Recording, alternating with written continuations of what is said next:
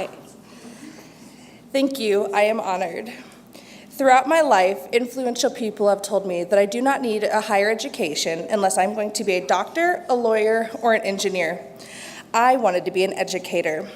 I have a deep-rooted enthusiasm in American history, our community, and building new relationships. After high school, I met my now ex-husband, and we had our children, Kara and Kelsey. After having kids, my dreams of going back to school seemed like just that, a dream. I was raised being taught that parents must work and they have bigger responsibilities than to go to school, that once I became a parent, living and doing for myself was finished. I worked the McDonald's jobs, the call center's jobs, and to say I had challenges at all of these personally is a huge understatement. I was dissatisfied with my life because I knew what I wanted and I knew what I was capable of. I wanted a job that I loved doing. I was tired of hearing that going back to school would be a selfish act on my part, and I didn't feel like I was supporting my family as well as I knew I was capable of doing. 2 kids and 3 applications later, I finally enrolled in my first class at Pikes Peak. It was an intro to early childhood education class. At the time, I was working as a teacher's assistant in my daughter's daycare. I felt that by completing this one class, it would raise my worth within my workplace.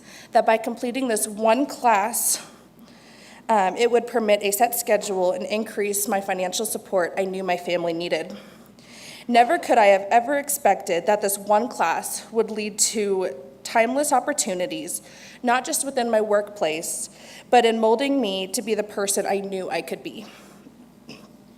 The very next semester, I was enrolled in 12 credit courses, or 12 credit hours as a secondary education major with a concentration in American history. When speaking with my advisor, he informed me of what is called a service learning community. This particular class was a combined communications class and history class. Well, hello. Speaking on historical topics through rhetoric to a classroom of people, that's what I wanted to do, right?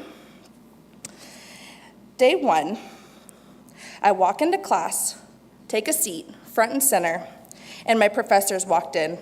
I can imagine you all know who I'm talking about. It was at that moment that I realized I was in for an interesting semester. My communications professor, tall and with hair much longer than mine, came walking in alongside my sweet history teacher, and there were puppets. Needless to say, as we progressed into the semester, it became apparent how impactful this class and these professors were to making me a better me, or at least a better public speaker. Through this and subsequent learning communities, I had gotten several unique opportunities to take the content I had learned and applied it by serving it into my community. The most impactful service we did was when I took the Part 2 Communications and History Service Learning Community. At the end of the semester, we as a class took a road trip to Camp Amache in Grenada, Colorado.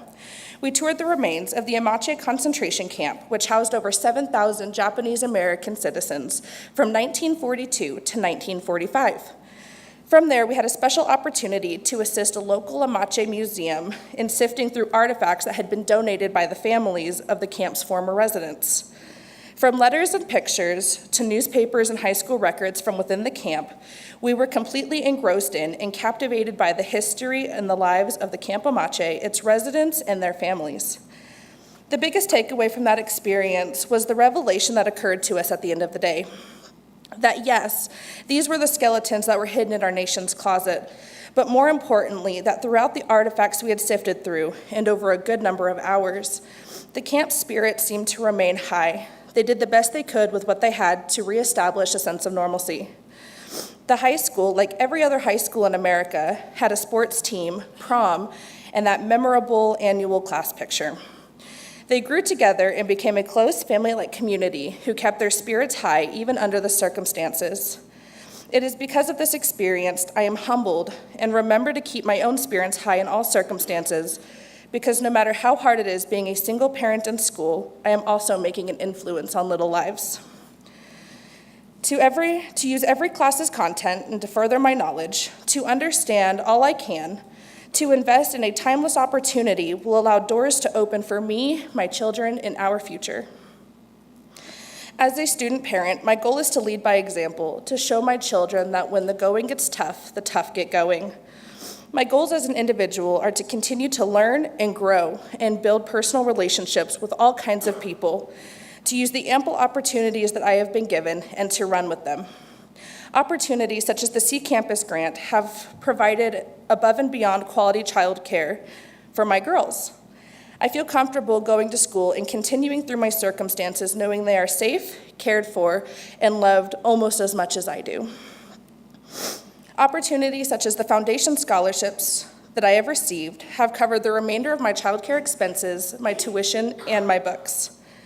Had I not taken that vast leap of faith by enrolling in that one class, I never would have imagined a life outside of what I was told I had to be as a young parent. Thank you.